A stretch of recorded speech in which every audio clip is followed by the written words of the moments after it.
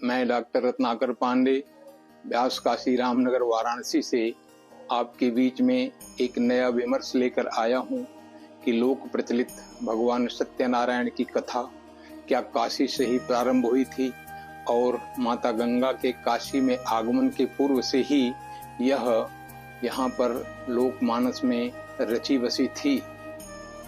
सत्यनारायण व्रत कथा स्कंद पुराण के रेवा खंड में तथा भविष्य पुराण में भी वर्णित हुई है। यह इतनी कारगर और प्रत्यक्ष फलदायी रही कि इसका प्रचार प्रसार आज संपूर्ण विश्व तक पहुंचा हुआ है।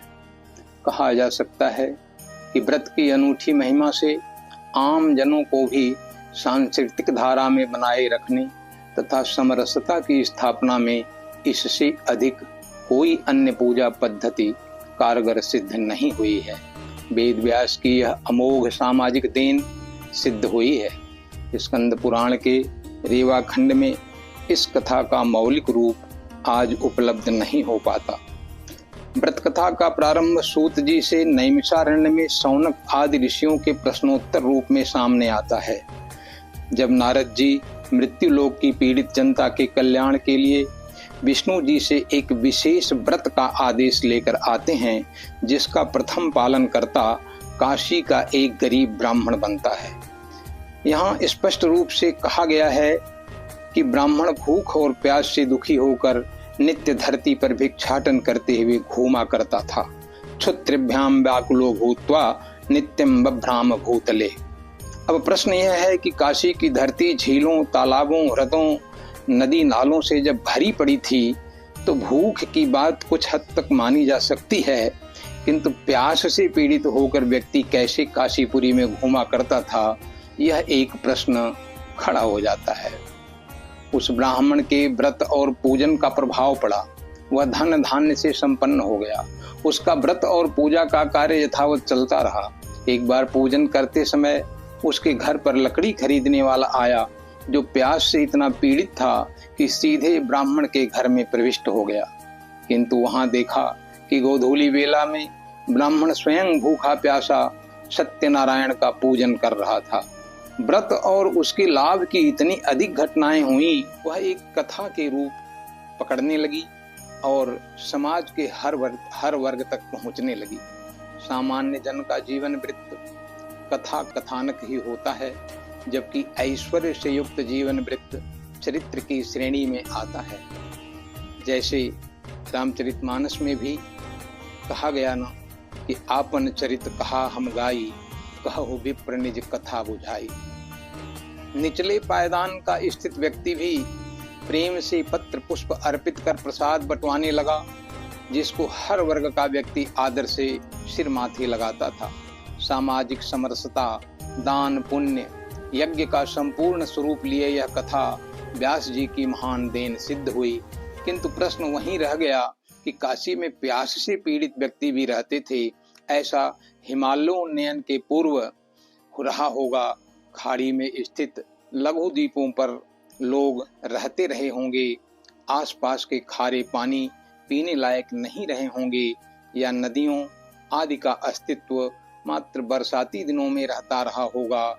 एक और भी स्थिति का अनुमान यहाँ लगाया जा सकता है कि हिमालय का बनना तथा मेरु का अस्तित्व विहीन होना प्रारंभ हुआ होगा।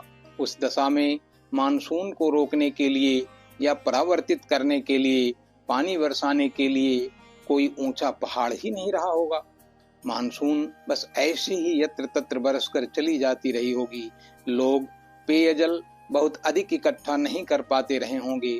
सत्यनारायण का व्रत और पूजन करने वालों में काष्ठक्रेता अगले जन्म में गुहराज निषाद हुआ, उल्कामुख राजा अगले जन्म में राजा दशरथ हुआ, तुंगध्वज राजा स्वयंभू मनु हुआ।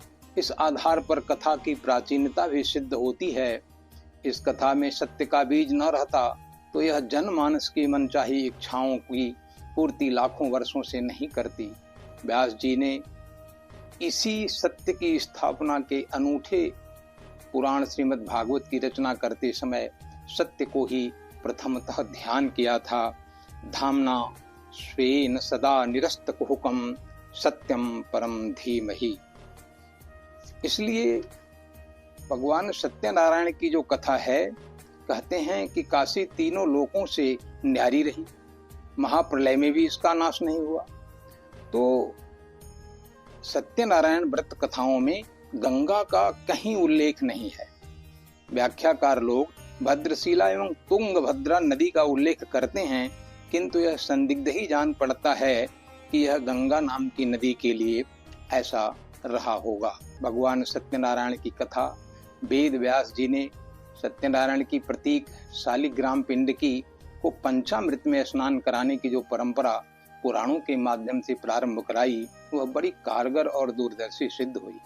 पंचामृत में शालिग्राम स्नान कराने के बाद लोग उसे चरणामृत के भाव से ग्रहण करते रहे हैं। पुराणों में मधुपर्क का सरलतम रूप पंचामृत बताया गया और उसमें श्रीपति के चरणों की अमोघ शक्ति भी भर दी गई।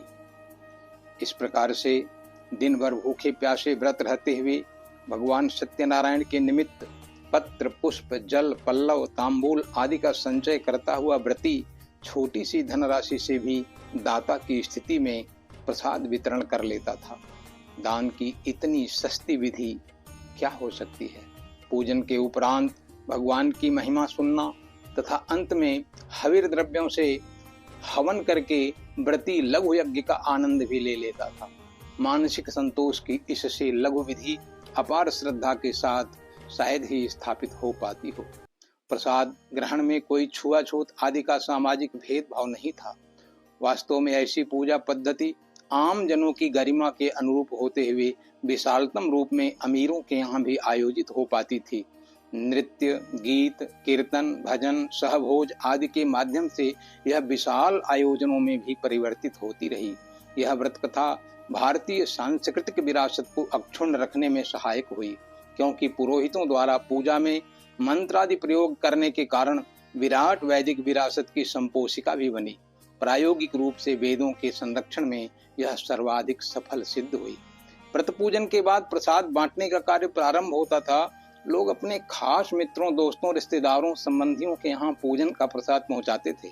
कथा अवसरों पर घर के बड़े बुजुर्ग अपनी मनोकामनाओं की पूर्ति का मन्नत भी मानते थे। इससे परिवारजनों में गूढ़ एकता का विकास होता था।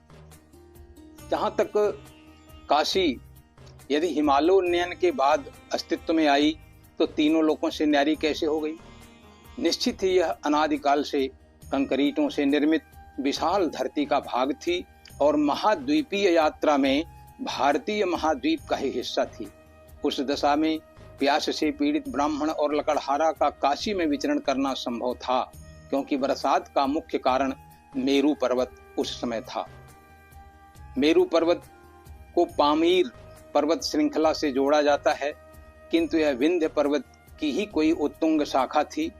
महाभारत खिल भाग में ऐसा उल्लेख मिलता है कि कोई भी प्राणी कई सहस्त्र वर्षों में दिव्य ज्ञान के द्वारा भी मेरू के बारे में नहीं जान सकता।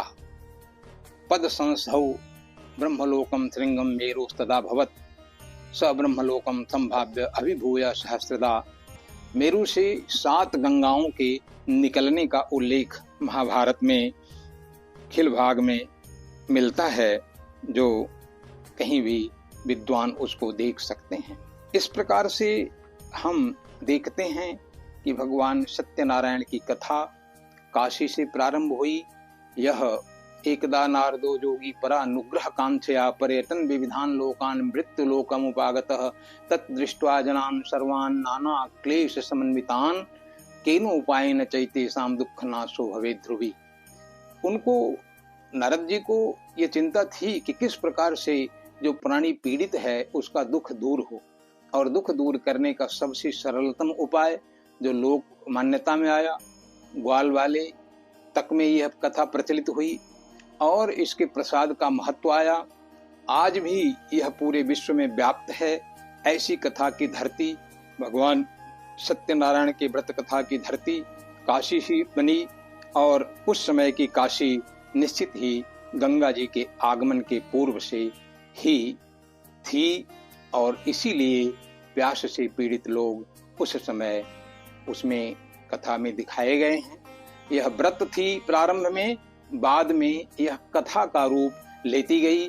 क्योंकि व्रत करने से, पूजन करने से जो लाभ हुआ वह लोगों में मुख से मुख तक, कान से कान तक पहुंचा और परिणाम हुआ कि यह व्रत कथा बन गई।